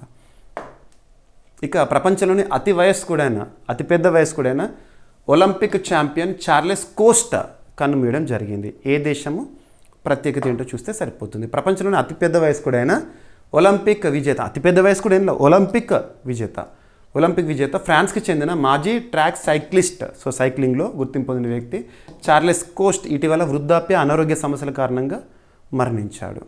ఓకేనా. బంగారు పతక విజేత, విశ్వ క్రీడల్లో గోల్డ్ మెడల్ అంటే మామూలు విషయం కాదు. అలా ఒలింపిక్స్లో గోల్డ్ మెడల్ సాధించిన వాళ్ళలో అత్యంత పెద్ద వయస్కుడు ప్రస్తుతం కన్నుమూశారు వృద్ధాప్య, అనారోగ్య సమస్యల కారణంగా. ఏ దేశము, తను ఏ క్రీడతో సంబంధం ఉన్నవాడు గుర్తుంచుకోండి, సరిపోతుంది. ఓకేనా. ఇక ఈరోజు ప్రశ్న ప్రతి ఒక్కరి సమాధానాన్ని కామెంట్ బాక్స్లో తెలియజేయండి. భారతదేశంలో గుర్తింపు పొందిన 94వ రామ్సర్ సైట్ ఏది? ఈ చిత్తడి నేల ఏ రాష్ట్రంలో ఉంది? 2025 సంవత్సరంలో దేశంలో గుర్తింపు పొందిన రామ్సర్ సైట్స్ మరియు అవి ఏ రాష్ట్రంలో ఉన్నాయి తెలపండి. 2025 సంవత్సరంలో మనం రామ్సర్ సైట్స్ గురించి ఏవేవైతే డిస్కస్ చేశామో, మనం వరల్డ్ వెట్లాండ్స్ డే సందర్భంగా కానివ్వండి, పర్యావరణ దినోత్సవ సందర్భంగా కానివ్వండి, సెప్టెంబర్ మంత్లో కానివ్వండి, అండ్ రీసెంట్గా నిన్నటి క్లాస్లో అవన్నీ కూడా డిస్కస్ చేశాను. సో 2025 సంవత్సరంలో గుర్తింపు పొందిన రామ్సర్ సైట్స్ అవి ఏ రాష్ట్రాల్లో ఉన్నాయి? మరి 94వ రామ్సర్ సైట్ పేరేంటి, ఏ రాష్ట్రము? ఇక రామ్సర్ సైట్స్ గురించి లేదా రామ్సర్ గురించి మీకు ఎంతవరకు తెలిస్తే అంతవరకు కామెంట్ బాక్స్లో తెలియజేయండి. బట్ నేను కోరుకునేది ప్రతి ఒక్కరి నుండి కూడా సమాధానాన్ని. మీకు ఎంతవరకు తెలిస్తే అంతవరకు, అసలు రామ్సర్ అనేది ఏంటి, ఆ నగరం ఎక్కడుంది, ఎంతవరకు తెలిస్తే అంతవరకు ఇచ్చే ప్రయత్నం చేయండి. ఓకేనా. ఇక ప్రతి ఒక్కరు కూడా మన యాప్ని ఇన్స్టాల్ చేసుకోండి. జీవీకే స్టడీ సర్కిల్ యాప్ మన యాప్లో అందుబాటులో ఉన్న అన్ని కోర్సులపైన భారీ ఆఫర్ అనేది అందుబాటులో ఉంది. విదిన్ 1 డేలో అన్ని ఆఫర్స్ కూడా క్లోజ్ అయిపోతాయి. ఓకేనా. మీకు భారీ ఆఫర్స్ అనేవి ప్రస్తుతం అందుబాటులో ఉన్నాయి. విదిన్ 24 అవర్స్లో అన్ని కోర్సెస్ పైన కూడా ఆఫర్స్ అనేవి క్లోజ్ అవుతాయి. చూడండి. సో ఇక ఈరోజు టాపిక్స్ని మనం క్విక్ రివిజన్ చేస్తే, భారతదేశం నుండి వ్యవసాయ ఉత్పత్తుల ఎగుమతి కోస్టారికాకి అపెడా అనే సంస్థ గురించి ప్రత్యేకంగా ఫోకస్ చేయండి. అండ్ భారత త్రిసేనల సంయుక్త సైనిక విన్యాసము పూర్వీ ప్రచండ్ ప్రహార్ అని చెప్పేసి అరుణాచల్ ప్రదేశ్ రాష్ట్రంలో. అండ్ భారత్ ఇజ్రాయెల్ రక్షణ ఒప్పందం న్యూస్లో ఉంది. And ISRO, BCCL and CMPDI సంస్థల మధ్య కుదిరిన ఒప్పందం, ట్రైపార్టల్ ఒప్పందం ఉద్దేశం ఏంటి, జరియాలో. అండ్ దేశంలోనే మొట్టమొదటి క్యాంపస్ ట్యాంక్ విశ్వవిద్యాలయ స్టార్టప్ లాంచ్ ప్యాడ్ న్యూస్లో ఉంది, స్టార్టప్ ఎన్వైర్న్మెంట్ని ప్రోత్సహించడానికి. అండ్ రామ్నామి తెగ రీసెంట్గా న్యూస్లో ఉంది. ఎక్కడ, ఎందుకు న్యూస్లోకి వచ్చింది? And IIT Madras Ohio state university మధ్య కుదిరిన ఒప్పందంలో భాగంగా జరిగిన పరిశోధన ప్యూర్ విధానం ఆవిష్కరణ. అండ్ G20 నుండి విడుదలైన ఒక నివేదిక ఇన్ఈక్వాలిటీ రిపోర్ట్, అందులో ప్రపంచంలో అసమానతలు ఎలా పెరుగుతున్నాయి ఏం చెప్పారు. అండ్ నీతి ఆయోగ్ విడుదల చేసిన అగ్రికల్చర్ అండ్ బయో ఎకానమీ రిలేటెడ్గా నివేదిక, గణాంకాలు చూడండి. So same report. ఇక QS ఆసియా ర్యాంకింగ్స్లో భారత్ నుండి చోటు పొందిన టాప్ 100లో ఉన్న 7 గురించి ప్రత్యేకంగా చూడండి. అండ్ ఆంధ్రప్రదేశ్ ఎస్టీ కమిషన్ కొత్త చైర్పర్సన్గా ఎస్ బొజ్జిరెడ్డి గారిని నియమించడం జరిగింది రాష్ట్ర ప్రభుత్వము. అండ్ విశ్వజిత్ సహాయ్ గారు కంట్రోలర్ జనరల్ ఆఫ్ డిఫెన్స్ అకౌంట్స్గా బాధ్యతలను స్వీకరించారు. అండ్ సిఆర్టీలోని భారత కాన్సులేట్లో wall of unity Sardar Vallabhbhai Patel గారి జయంతి సందర్భంగా ప్రత్యేక ప్రదర్శన wall. And Sunil Kant Munjal France ప్రతిష్టాత్మక పురస్కార గ్రహీతగా న్యూస్లోకి వచ్చారు. అండ్ ఉత్తరప్రదేశ్ రాష్ట్రంలోని ప్రముఖ హిందీ కవి ఇటీవల మరణించడం జరిగింది, రామ్ దరస్ మిశ్రా. అండ్ ఒలింపిక్ పతకాలు సాధించిన వాళ్ళలో అతి వృద్ధ వయస్కుడు ఇటీవల కన్నుమూశారు, ఫ్రాన్స్ దేశానికి చెందిన చార్లెస్ కోస్ట్, సైక్లింగ్లో గుర్తింపు పొందిన వ్యక్తి. ఇక ఈరోజు ప్రశ్న, భారతదేశంలో గుర్తింపు పొందిన 94వ రామ్సర్ సైట్ ఏది? ఈ చిత్తడి నేల ఏ రాష్ట్రంలో ఉంది? 2020 సంవత్సరంలో దేశంలో గుర్తింపు పొందిన రామ్సర్ సైట్స్ వాటి లొకేషన్స్ని తెలియజేయండి. ఓకేనా, ఏమైనా మిస్లేనియస్ టాపిక్స్ ఉన్నాయనుకోండి, నో నీడ్ టు వర్రీ, రేపటి క్లాస్లో జోడించి ఎక్స్ప్లెయిన్ చేస్తాను. ప్రతి ఒక్కరు యాప్ ఇన్స్టాల్ చేసుకోండి, ప్రతి ఒక్కరు కూడా లైక్ చేయండి. మీ సపోర్ట్ ఎంకరేజ్మెంట్తో మరింత ఉత్సాహంతో క్లాస్ అందిస్తూనే ఉంటాను. రేపటి క్లాస్లో మళ్ళీ కలుద్దాం. Thank you.